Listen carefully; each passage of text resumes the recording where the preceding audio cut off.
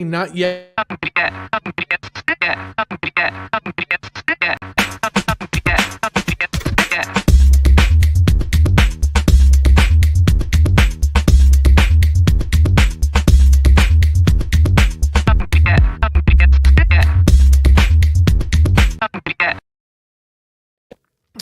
Happy Monday, Chris. How are you, man? It is. I am terrific. We are celebrating every president today, are we not? Like we don't have just Who's it's your not favorite like president? one president.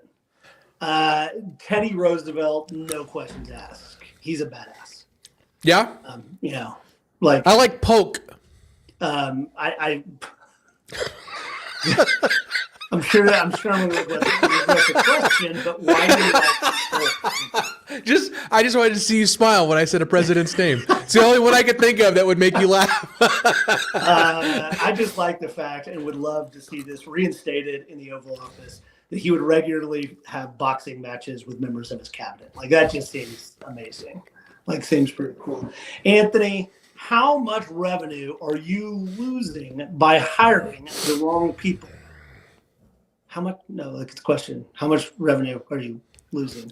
There's a prerequisite to losing revenue. Oh, right, because you got to have revenue. You got to have revenue for, yeah. In 1936, a young Walt Disney faced a critical challenge: how to find artists capable of creating Snow White, the world's first full-length animated feature. Instead of seeking experienced animators, he hired passionate art students, believing that teaching specific skills was easier than changing someone's mindset. This unconventional approach not only produced a masterpiece, but created the foundations for Disney's legendary creative culture. Today, Anthony, on How to Founder, we're going to be talking about building remarkable teams. I'm Chris Franks. With me today is my bespectacled. There's actually bespectacled. Yeah, anyway, co-host Mr. Anthony Franco, and we have a guest calling from the Badlands. He left. He's not here anymore, Chris. He's gone. He left. Oh, okay. Welcome, Mr. Dr. Michael Neal, transformed. God, it's easy for me to say. His rural optometry practice by reverse engineering hiring practices from hospitality giants. Now he helps healthcare practices around North America build dream teams using behavioral science and unconventional screening method. When he's not revolutionizing hiring, he's probably somewhere on a marathon course with his wife or planning his next ultra running adventure. Dr. Michael, welcome. Let me do my blanket apology for our behavior up front. I mean, you got to let the audience into your particular predicament today. God, my words. Oh boy. Well, yeah. First of all, you guys are absolutely hilarious. I'm so excited to get roasted on this podcast. We just roast each other. We're nice to the guests. Yes. My particular predicament is that I am doing this from an iPhone with zero electricity in a location that has a currently decorative and cosmetic only generator. I think that's terrific, and everybody should go out and get your decorative only generator because it just that's brings the room together. I just realized that's what my wife calls me. Pure the generator. I think it was pure. Both that combination. Wow, yeah, that is great. All right, well, Dr. Michael, let's talk about this. We know the importance of building high-performing teams. This is a critical component for a founder to think about.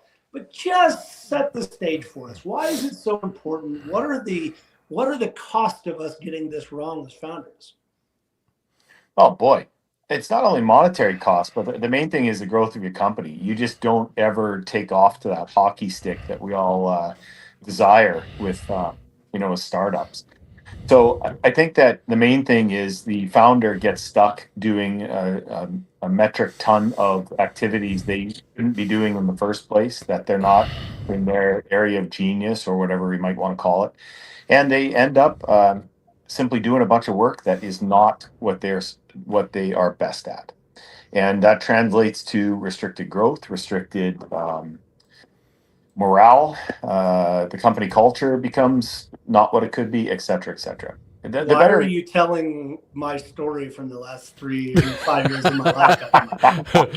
Like, it just feels like you were looking directly into my soul as you were saying those things. No, I mean, I get it. It's like, it's critically important. And this was founders. Like, we have to figure out a way.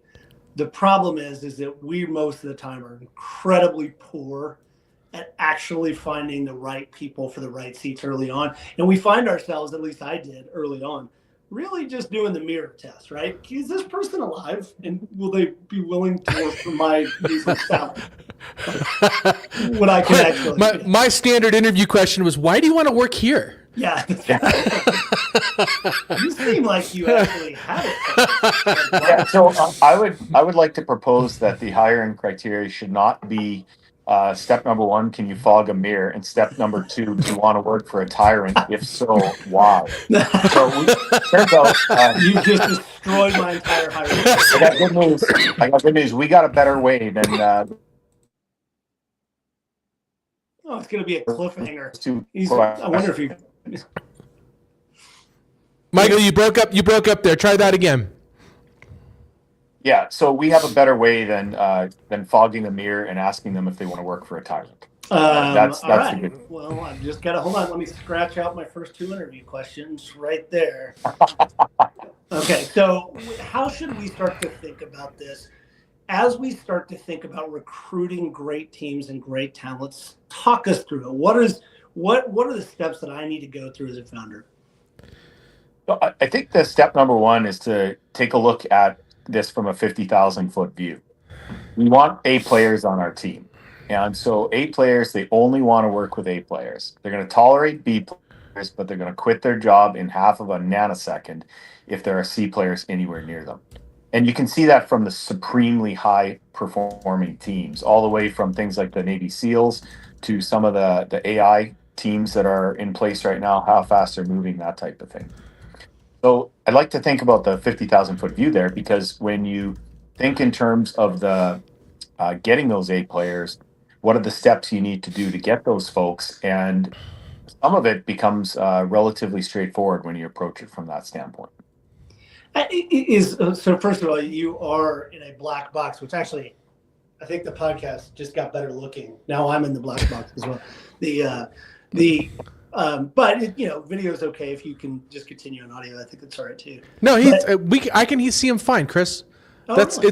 It's you, not Michael. Oh, well, that just makes sense, because actually, as a doctor of optometry, I need to get my eyes checked, you know what I mean? Well, Chris, that's all you need is a decorative generator, and you'll be all set. That makes sense. Okay, so the first thing I want to ask is just a mindset question. I know it's a little bit different, but for founders, and Anthony, I'll start with Dr. Michael and ask you as well, which is one of the things that we need to get over is that a job at a startup is valuable. And we think, because we're so uncertain about the future, sometimes when we show up in interviews and we start recruiting, you can feel a little bit of imposter syndrome because we don't know what we're doing. It's a little bit scary, right? I think, particularly for early stage first-time founders. So talk me through first how would you coach me as a first-time founder and going out and saying, like, I know A players are important, but the first thing you got to do is get your head wrapped around that you're going to go out and hire A players, even if you don't feel like an A player sometimes. Well, if you're starting a startup, chances are you're at least B plus. Like, give yourself a little bit of credit here. I mean, unless you're Anthony and I, and then it's C minus range. Just, You guys would do it. Trust me, you guys got this stuff figured out. So I think you got to give yourself a little grace there, and then realize that you're one of the people that attracts A players. So you want top level talent, be the top level talent you want to attract. It's magnetism. They're going to come out of the woodwork to work for you. And I shouldn't say that, work with you. And that's job number 1. The other approach to this is maybe you don't want to necessarily focus on the A players. If you have an existing team and you want more A players, be methodical about cutting the B minus and the C and the D and the rest of those players. Mm-hmm. Doesn't mean they're bad people, but they're working in a role that they are not happy with. they are not producing, and they're probably there because they don't want to disappoint you. So you can lop those folks off, and more A players will join your team. If you try and bring A players on with the B minus, the C's, and the D's, you are spinning your wheels like a hamster on an exercise wheel. Anthony, it's so easy to say, but why is it that we have such a hard time? Like it makes so much sense. Like we got to go out and recruit. But there also is this idea that sometimes I feel like I'm selling when I go out and start recruiting people. I'm just pitching my vision. Yeah, that's what we do. Why is that bad? Yeah, why is it bad to sell the job, Chris? I think part of this idea is that there's got to be some sort of a screening mechanism, and so we as founders, I think we end up in pitching mode so much of the time. Is when somebody sits across the table from us, we end up pitching versus being like, are you an actual A player? Are you actually somebody that's going to do the job that I need done at this given moment? True or not true, Anthony? I think it depends. I think it depends on the stage of your business. Honestly, like when you're early stage, you do a lot more convincing than the other way around on why this is a good opportunity. As you grow, so the hard part is switching that to when you now need them to convince you that they're going to be a good fit. One of the advantages startups have is that they can be nimble. Like you can bring somebody on as long as you're fully transparent. As long as you're fully transparent, you can bring somebody on and then get rid of them really quickly if they're not an obvious, if they lied to you or are not acting like an A player. And then as you grow, hiring and firing people just exponentially becomes more and more and more expensive. The Career Builder has it at $15,000 per bad hire. I think that number is exceptionally low. I think it's costs a lot more to make a bad hire. So I'm dancing around the question, Chris. It's just the answer is the well thought through standard answer of it depends. So, Dr. Michael, like if I'm a founder, is it just two phases really? Like, do I just come out and be like, hey, let me tell you about the company, what my vision is, what I'm trying to create, and then move into let me go through actual methodical screening to make sure you fit the criteria? Well, so I'm a little biased on this because we've developed an automated screening process that'll tell you whether they can do the job before you interview them. So Nice. I would say in terms of the founder side of things, one, I understand you got to sell the position. It's ultra competitive right now. But the second thing you got to do is stop and listen. So you sold the position, when they made the decision to work with you or not, you'll be able to see it in their face. The next step is, what can this person do for me? So how are they going to contribute to the team? You got to be super careful about mishires on the startup side of things, especially early on.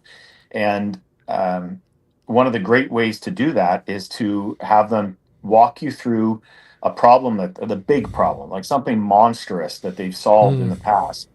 And they're going to tell you all about it and then dive deeper and deeper, get into the nitty gritty, and then get into the dirt, and then shovel 6 feet under the dirt. If they don't know the details to how that problem was solved implicitly, intimately, and in ways that you probably can only watch on late night TV, then they're full of it.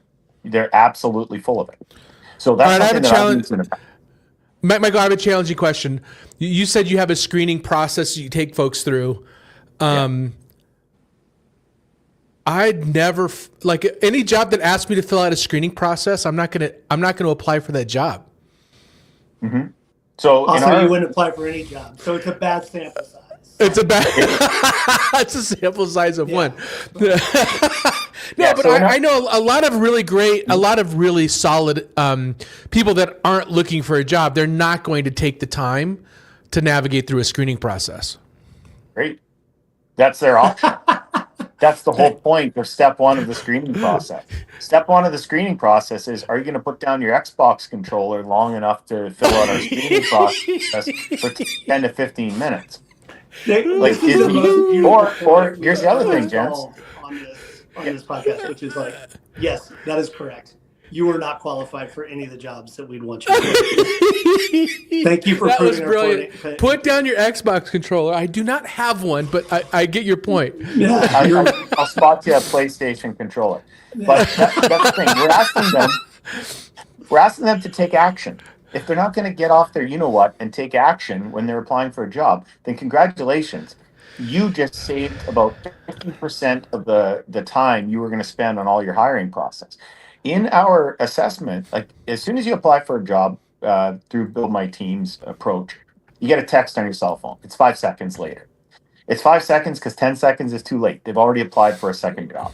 right. We do that. They get that the nice from our clients. It's a nice text asking them to fill this out, and we lose about half of the candidates right there. They will not hand you their game console controller. They don't want to do it. Okay, I understand that. That's fine. We're going to move on to the people that will. So we start out with the biggest of all possible funnels. We pour as many people into the top as we possibly can, knowing that we're going to lose almost all of them. And the point of this process is to determine their natural strengths and talents. And that's the game changer. Once we know what they're naturally good at, where their natural strengths and talents lay, then you can apply that to one of these positions. And you get a person who shows up for work every day who's outstanding at it because you're asking them to be themselves. You're not asking them to be the round peg in the square hole or you guys have done this for a while. Any of the conceivable people that show up and just aren't good at their jobs. Sometimes it's a them problem. Sometimes it's a fit to what you're asking them to do. So when you're asking them to do something and they come to work every day with that exact something in mind, guess what? You have an absolutely terrific magnetic fit for that person. And guess what? They perform. This is not rocket science. So let's take the next logical steps. Let's say that we get people, so we've done some form of screening, we've used your tool, and we're now sitting in front of somebody. There is a nefarious hidden challenge here called the like me bias, which is people that come in with the same industry background. We know for a fact that more diverse thinking and ideas and productive conflict will create better outcomes for founders. Oh, you're gonna love this. And so how do we avoid that? Really, it's a big trap. And I think it's a big trap for not just founders, but all sort of hiring managers. Oh, I could not agree more. Our system is built so that it blinds us to that possibility. It is engineered out of this entire process because I can't tell you the number of times that somebody comes in with experience, they're God's gift to your business on paper, and you work with them for 20 minutes, like, what did I do? They're bringing a massive ego. They need a support team. They need this. They need that. We don't do that. We're not an executive recruiter or anything along those lines. We specialize in entry level positions and managerial positions that eliminate that. And so how do we do it? What our software does, because remember this is all automated, our software will tell us when they go through that entire process, it gives us a thumbs up. That's it. We don't know the person's name. We don't know their color. We don't know if they're tall, short, their race, their gender, whether they're pink or purple or green Martians. It doesn't matter. Or bald. Because we're blind. I do like to hire bald people. Yeah. We're blind by design to all of that. What we do know is that they can do the job. Then we send them a video interview. This is the last step in the process to determine if they would represent your business in the way that our clients would want them to be represented. And that varies for everybody. You have conservative clients who want conservative hires. You got people who are way out there that want candidates who are way out there. So there's a match that works best for that. But during this process, it doesn't make a lick of difference what their resume says. We don't look at resumes until the bitter end. So we know if this person can do the job or not, completely blind to all of the things you said, the things we're not talking about, all the rest of it. And that's focusing solely 100% only on their natural strengths and talents for the position. It's really an interesting approach. I want to ask a question, Anthony, to you first, and then I'm going to rephrase it to you, Dr. Michael, which is, we have conventional wisdom is that early on you need to hire for culture and you need to hire for fit and values. Like you hire and fire for values. One of the problems is that oftentimes our culture is emerging. We may not have even identified our values early on. Early on, like what's your approach, Anthony, to just think about that concept of fit? The best thing I've ever read on culture was actually this Sunday at church. My pastor, he put it up on the screen and it said, culture fundamentally comes down to the things that happen in your company subconsciously. It's the behaviors that people exhibit without having to have anything written down. And I really loved that positioning of what culture is. And so when you're talking about, Chris, you're asking about early stage when you don't have a culture. Dr. Michael said it best. It's like you have to get to the best predictor of future behavior is past, is what you did in the past. So you have to interview hard and strong and understand not what this person will do, but what has this person done? And do those things that they can articulate in the nitty-gritty details, those are likely the things they're going to be able to do for you and your company. So it is a lot about skills match, but it's also about are the things that you need them to do subconscious for them? Like they do it without in their sleep, without having to think about it. Dr. Michael, I mean, it's a little bit. I mean, what we're saying is that sometimes we don't necessarily need to have those backgrounds if they have the skills. Agree or disagree with that? Oh, we don't look at resumes till the end for a reason. And when you look at a resume, it's to find red flags. And I'll tell you categorically that experience in a position for the type of folks that we're hiring for is a red flag. You want to talk about bringing in, you said earlier, bringing in people with different approaches, so you don't have groupthink and the rest of it. We bring in people all day long around the nation who have no experience in the position. We make sure they have the correct mindset for the position. We test their speed of learning because let's face it, you got to learn super fast or you're not going to work out in these fast-paced positions. We test their natural strengths and talents. We test things like their stress tolerance, how they like to communicate. There's just oodles and oodles and oodles of information we know about them from these assessments. And when we do that, we can put a person in who doesn't have that pedigree that you're looking for in a traditional hiring model, but they're going to perform better. And we do this all day long. So why are they performing better? Well, first of all, you're the person that gave them the chance.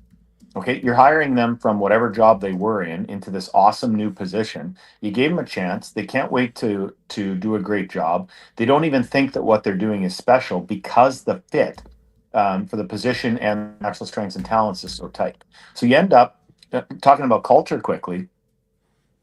The culture that we want to create for our clients is performance. We want people who are performers.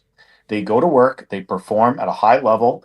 They just naturally aren't drawn to the politics, the BS, all the other stuff. They just work. And then they go home. And when you want to talk about defining the culture of a company, give that one a shot. Try that one on for size. Next thing you know, your culture becomes categorically defined by performance, and you now start to get this inertia and momentum where you're repelling the poor performers. They exit stage right.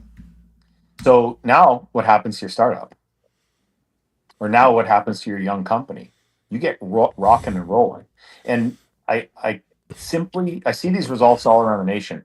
I simply cannot imagine ever going back to hiring the traditional way using resumes, because what happens, especially to startup founders, is you are a little bit like the Messiah to some of these people. They will tell you what you want to hear to get these roles. They're going to intentionally or unintentionally lie straight to your face. They're going to try their best to manipulate you in interviews. And the more senior the position, the more skilled they are at that. So again, you have to be very, very cautious. And what our approach does is it just simply removes all of that from the equation. It's such a bizarre social construct, isn't it? It's like I sit across the table from you and ask you a bunch of questions of whereby you turn and try to position yourself in the best possible light without ever really understanding the dynamics of the company, the position. It's funny. It's like you almost believe that it should be reversed. It should be Yes. the candidate should be sitting there and grilling the hiring person to say, what is this like? All right, so I understand this to this point, which is got to hold the line high.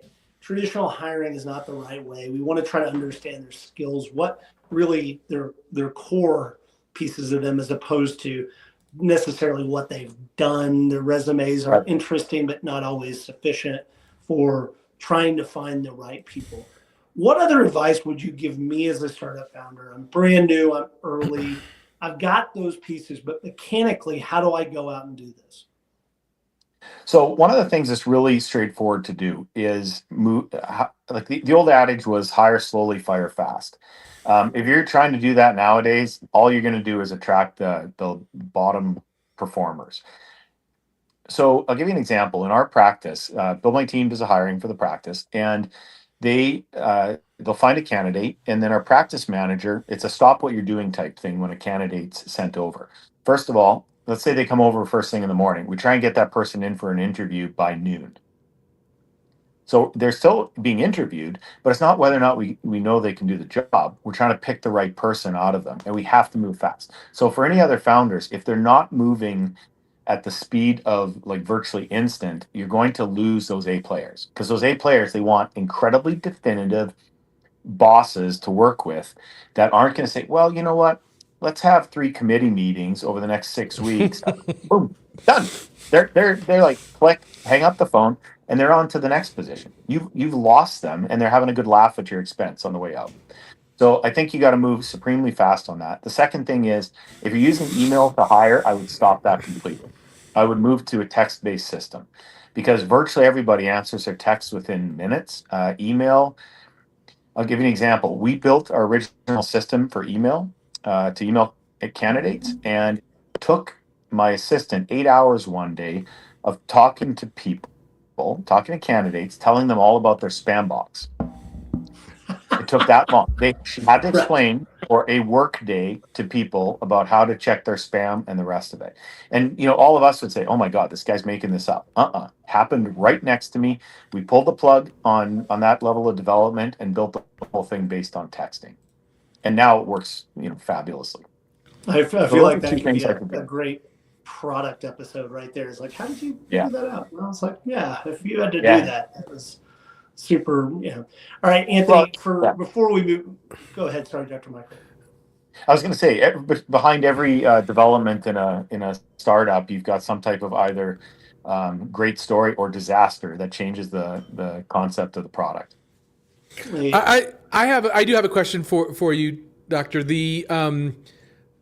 I am curious. There are some A player attributes that are kind of consistent across. Doesn't matter what the role is.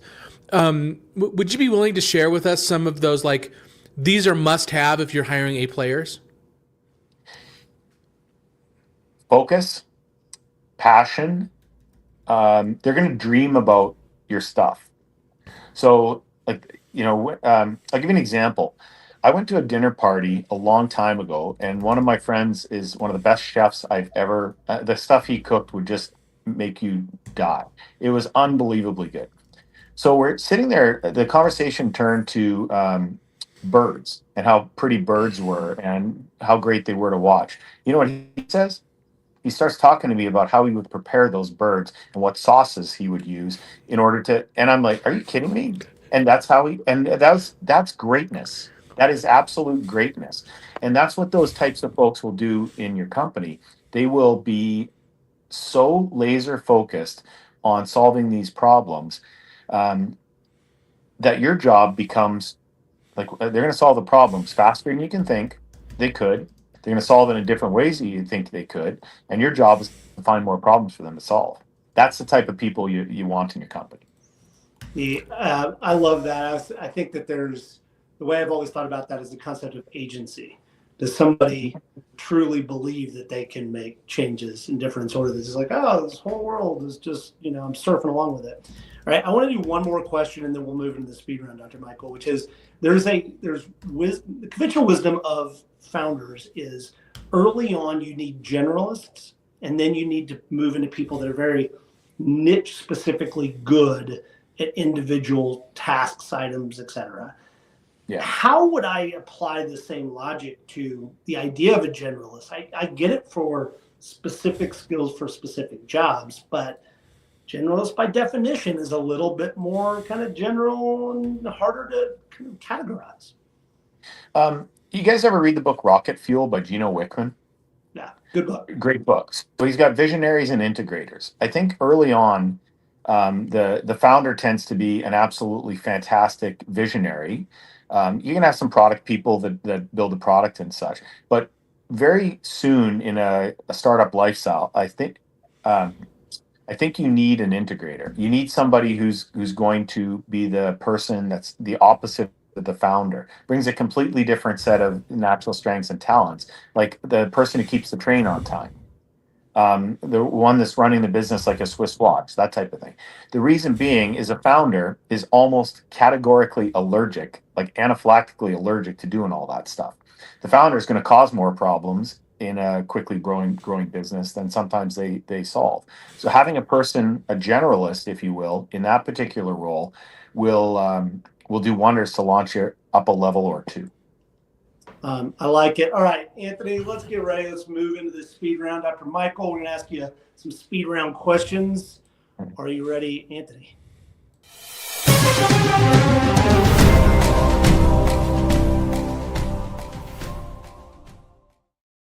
I love that every time it comes up. Sorry. I mean, that was only like 5 seconds late, Dr. Michael, which is the fastest that we've ever. That's the fastest. I'm getting better at this. Yeah, exactly. Yeah, it's getting pretty good. All right. So first question, skills or attitude, which is more important? Strengths and talents, the third option. I like it. Phone screening or video interviews, how should I get through that first step? Why would you use audio only when we have vision and an entire additional sense? So video, you get 2 senses. Audio, you get 1. And by the way, I'm an eye doctor. That response is as biased as it gets. Fair point, right? Yeah, vision tends to be relatively important to you. Group interviews, or should we only do one-on-one interviews? Oh, I would laser focus one at a time until you get to the point where you have to have a couple people involved in it. But I would never start out with a group. Should I ever go contract to hire, or is it always better to bring an employee in?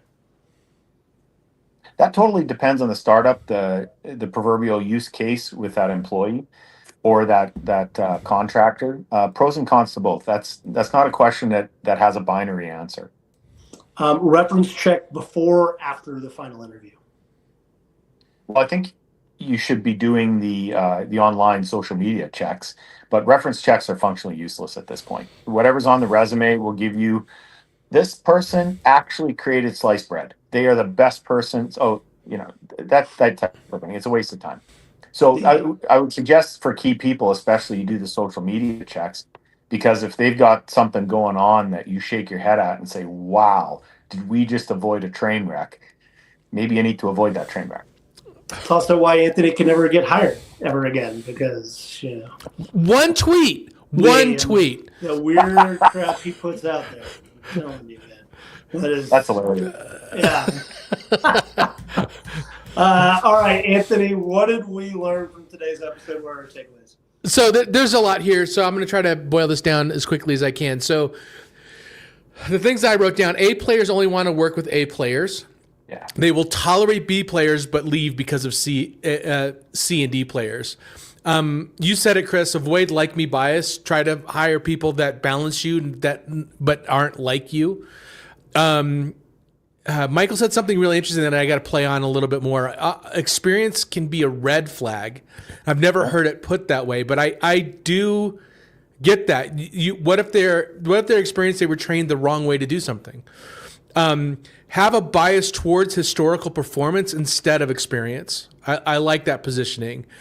and then some must have attributes for A players: focus, passion, problem solvers.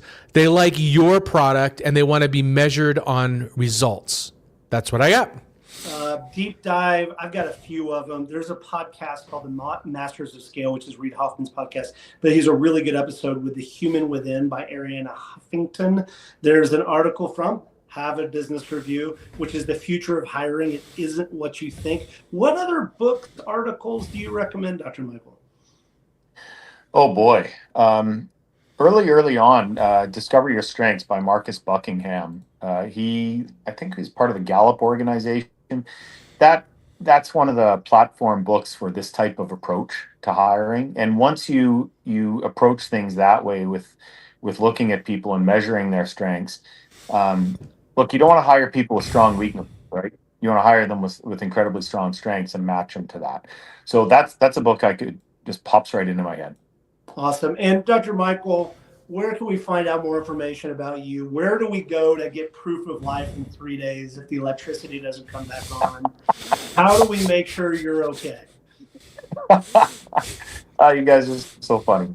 Buildmyteam.com. So www.buildmyteam.com. We'll talk about our approach.